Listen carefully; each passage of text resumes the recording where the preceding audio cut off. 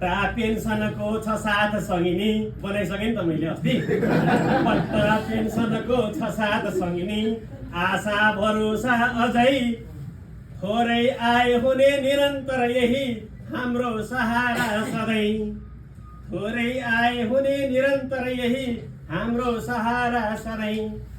अर्को काम म के गरौँ अब प्रिय सोच्दैछु मैले, तर प्यारी वृद्ध भयो शरीर अहिले माया मलाई गर। प्यारी वृद्ध भयो शरीर अहिले माया मलाई गर। ज्याला गर्न परे म सक्दिन सखी। अब ज्याला गर्ने मेरो सदस्य मेरो फेरि पनि ढाँस फड्काउनु दुखिरहेको। ढाँस फड्केको साँच्चै हो सर।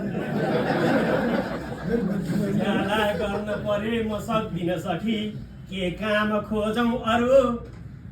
बाँझो खेत बिराउला म कसरी, पाती पढाउला बरु। अलिअलि पढ्नु पर्ने के गर्नु सकिन्छ। आँखाको पनि तेज छैन गतिलो, चस्मा किनौला तर प्यारी वृद्ध भयो शरीर अहिले माया मलाई गर। प्यारी वृद्ध भयो शरीर अहिले माया मलाई गर। यो एउटा सरस्वतीलाई अलिकति दुःख भन्ने कि चाहिँ अलिक भन्दिनँ।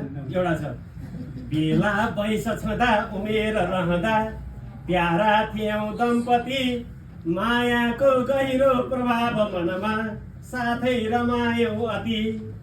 हेला गर्नु हुँदैन आज सगिनी, के पाप लाग्दैन र प्यारी वृद्ध भयो शरीर अहिले माया मलाई गर। अब अन्तिममा एउटा मात्रै यो टेलिग्रामको लागि सुनाएर नेपाली जनको बसेर मनमा यो दूरसञ्चारले नाफा वृद्धि गरोस्, सधैँ अघि बढोस् सेवा र सत्कर्मले।